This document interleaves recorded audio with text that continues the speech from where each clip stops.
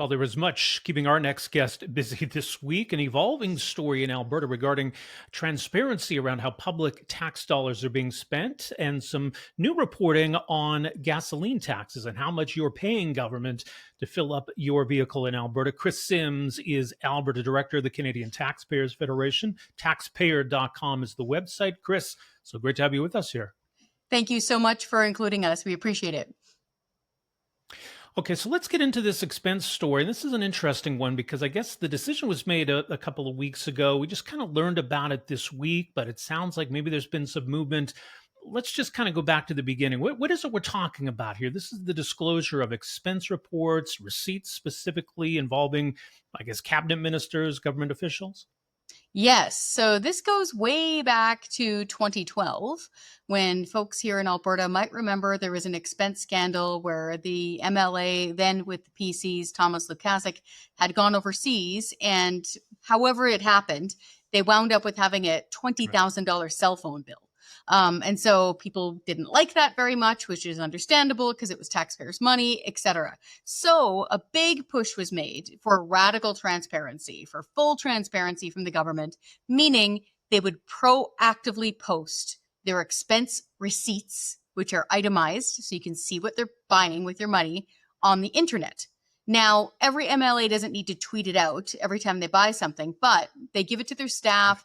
The staff gives it to the proper people, and it is proactively disclosed online, meaning you don't need to pay an FOI fee. You don't have to wait months and months to maybe never get the documents. This has been the case now, full transparency since 2012. It's a super good thing, keeps everybody playing by the same rules and keeping them honest.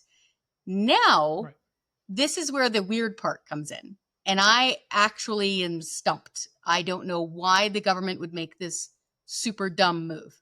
On Friday, August 1st, the Friday before the long weekend, the government quietly changed the policy so that now they're not going to be proactively posting the receipts for all of us to see. They wanted to put them behind an FOI paywall. And good luck getting it out of them, right? Because anyone who's worked with FOI, you can wait forever for things like that. And you need to pay for it every single time. And so we're less than pleased about this. And so we fired it up and said, this can't happen. You have to reverse it. What's interesting now is that I'm hearing three things. One, I'm hearing the premier was out of town when this happened on August 1st. I'm hearing that people at the top of the government food chain are unhappy with what has happened. And this is the important part for taxpayers, that this is going to be reviewed at the cabinet meeting before this is implemented. So I'm hoping that this means they're climbing down fast. Yeah, let's hope so. And I think that's why it's important to focus on these stories. And sometimes when there is that blowback that can prompt a rethink on government, there's one interesting aspect to this too, because you talk about the timeline. So 2012 to now is 13 years. The rule government's going by is that these documents need to be there for 5 years, but they've made it sort of a 5-year maximum. So it sounds like these now only go back 5 years. And I guess everything from 2012 to 2020 is now gone. Yeah, it better not be gone. They better have just unplugged some of their hard drives or however they store this data. So we heard two excuses. I'll just give you a bit more of the inside baseball. So I heard about this on Monday morning early. So I'm like, what is this? And just frankly, this is so out of step with the government that wants to have, taxpayer protection plan. They like referendums. They like recall legislation. It just wasn't in tune. So I'm like, is this true? So I went through the proper channels and emailed the government media muckety muck person. Nothing. I emailed them before 9 a.m. They got back to me after 7 o'clock p.m. with an emailed answer with two really lame explanations. One, that they can no longer post receipts on the internet for safety reasons, as if somebody can go back in time and find an MLA who's standing at a car rental counter. Like, that doesn't make any sense. And if you're truly worried about it, just delete the physical street address of the hotel. Like, nobody cares about that. They care about the type of hotel you're staying at and how much money you're spending. And two, the other thing, exactly to your point here, is they said basically, oh, well, we're running out of computer storage for all this really sensitive data. Yeah, that doesn't fly. Hmm. Does not fly. We insist upon them plugging those things back in. We want access to that data. It's really important to be able to go back in time and look through historical, even expense data, because that's the only way folks can track if the government's getting better or worse. It's the same Yeah. as the historical table. You've covered tons of budgets. The best sheet in that entire budget document is always the historical budget data over time. So you can track it back to the 1990s, back when New Kids on the Block were popular, and see what we were spending then, compare it to what we're spending now. That's the only way you can track improvement in the government. And so they got to put that data back up there. Well, that's the thing. And in terms of why this matters, you mentioned the controversy from 2012. We've seen similar controversies at other levels of government in Ottawa because governments don't come out and tell us that, oh, hey, by the way, we've been abusing the taxpayer purse. It comes out oftentimes through freedom of information requests, right? So having that transparency and that proactiveness to putting this out there, it's a layer of protection for taxpayers, isn't it? Yeah, this is part of the part that I find a little bit funny. You might too, I don't know, as a journalist. But I've been in the game for a long time, as you have been. And what I found funny is that folks probably remember the $16 glass of orange juice, right? They Oh, probably sure. Yeah. remember, yeah, they probably remember the governor general flying around the world and eating beef carpaccio for $200,000 or Yeah. $100,000. They remember those things because they're distinctive. They stick in your brain. It's like, oh, right, you were eating that while, I'm trying to afford ground beef. That's cute, right? If it was simply a line item on an expense sheet that said food, it probably wouldn't have made any waves. Further to that, that data was wrenched out of the federal government through an FOI mechanism where we had to wait ages and ages for the information. We even watched bureaucrats fib to our faces at committee saying, we don't have the receipts for the airplane food. It was just normal eggs and stuff. They're gone. The receipts are gone. The Taxpayers Federation, we literally had them at the time. And we're watching these guys at committee going, really? Because we have them right here. It's funny that you don't have copies of them because we got them from you. It makes it such a bigger story. If you make a journalist, especially an independent journalist, put in the legwork of fees and waiting and back and forth and appeals to wrench a receipt of taxpayers' money out of the government, now you've got yourself an exclusive. Now you've got yourself a big story. If they just routinely post it on the internet, it's like, oh, well, that was publicly available information. So what? Now, it could still be a big deal. If you go find it and it's already proactively disclosed, that doesn't make it not a big deal. But in the grand flow of things, it doesn't attract as much attention. So again, this is shooting themselves in the foot. Like there's no upside to this from a comms perspective, from a transparency perspective. It looks stinky. Like this makes no sense. I'm truly quite baffled. Well, as you say, I mean, hopefully it's an evolving story. We'll see if we get some changes or reversal in the coming days. Let's talk about the announcement Thursday, the Canadian Taxpayers Federation releasing the annual gas tax honesty report and looking specifically too at Alberta, Chris. We do see, I guess, right across the country pretty much, the federal consumer carbon tax. That's no longer a part of what we're paying for gasoline. So what's new or what's different in 2025 here? So often at the Taxpayers Federation, I have to deliver bad news. And so I'm actually using this Gas Tax Honesty Day to deliver some good news and to legit say thank you to people who are in the media, who are everyday taxpayers, who would not let up on this carbon tax fight. You probably remember back when Aaron O'Toole was the leader of the Conservative Party and he broke that huge pledge that he made with us years ago and said, you know what, we're going to have a carbon tax too. The headline in the Globe and Mail just a couple of years ago was basically, this issue is dead. The carbon tax is here to stay. Basically, shut up and pay it. Suck it up. It's over. Guess it wasn't. Yeah. Because even the federal Liberals had to finally listen to the normal people out there and say, you know what, this is a huge cash grab. It's not reducing emissions. You're just punishing the working class and the working poor. We have to scrap this thing. And they did. And I'm thrilled because I went Mhm. back and I've been with the CTF for a long time, and it was just a tangible example. I went back and I was using my news release from last summer as a template. So we got all my formatting right. Gas is like 20 cents cheaper now at the pump. Wow. Like, yeah, like we are saving, like truckers are saving $200 per fill up on average with diesel, just with this carbon tax gone. Pickup truck, $20 you folks are saving every time you're filling up. Family minivan, that's $13 off every time.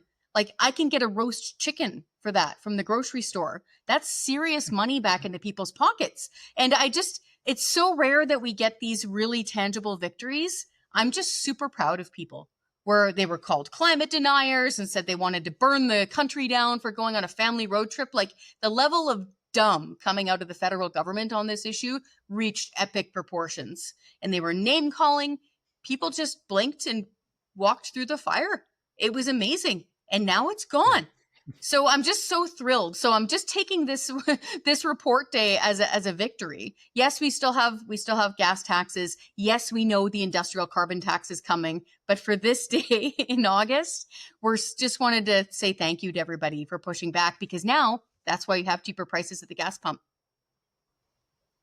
I mean, it was funny. You mentioned last summer, and I remember, especially there was the debate in Parliament. The Conservatives were trying to press the government, like at least maybe pause it for the summer, give people a break. And the government said, we can't, it won't make a difference anyway. And then fast forward a few months, right before the federal election, you got a new prime minister, a different direction. There's all these liberals and cabinet ministers out filling up their cars, celebrating the end of the carbon tax. It was quite a 180. Yeah, it was almost surreal. So at the Taxpayers Federation, we specialize in making sure that you can understand what we're saying on mute. So we're there with our gas tax chart. We're in front of a gas pump. We're pointing out how big the gas taxes are. We'll often have a jerry can. I often would have done videos, pumping gas. I did one last Yeah. winter back when we still had a carbon tax on my hand. It was super cold. And when you get out and it's too warm and your hand freezes to the pump? So Yeah. and it was like real. And I'm pointing out that not only were we paying at the pumps through the nose, we were being punished for heating our homes in winter in Canada.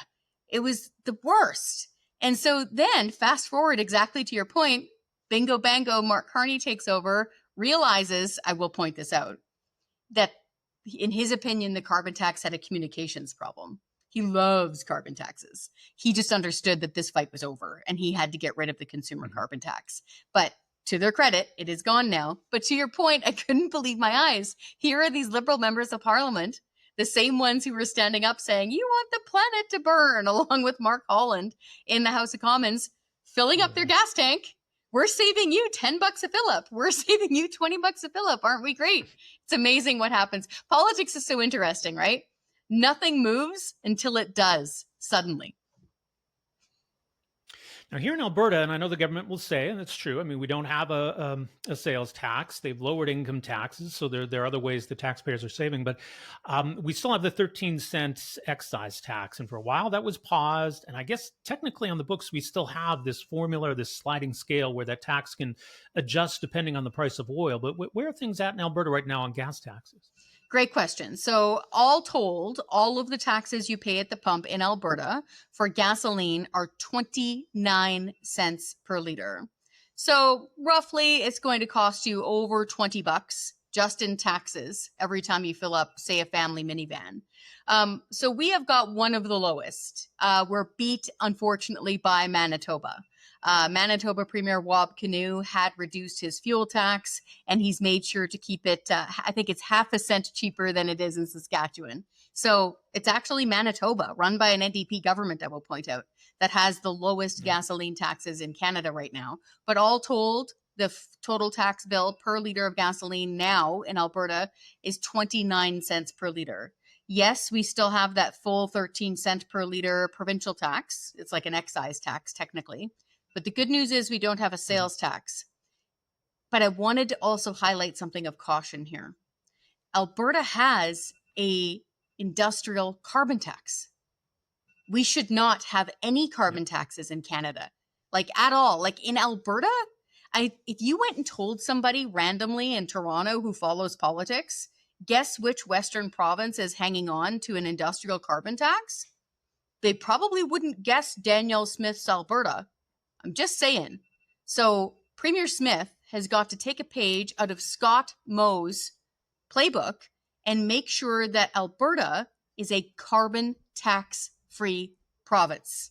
I know they're going to come back and say they need some formula, blah, blah, blah, with the oil companies. We don't care. We don't care. Get rid of it. Because what this is signaling to Prime Minister Mark Carney is that Albertans are fine with industrial carbon taxes.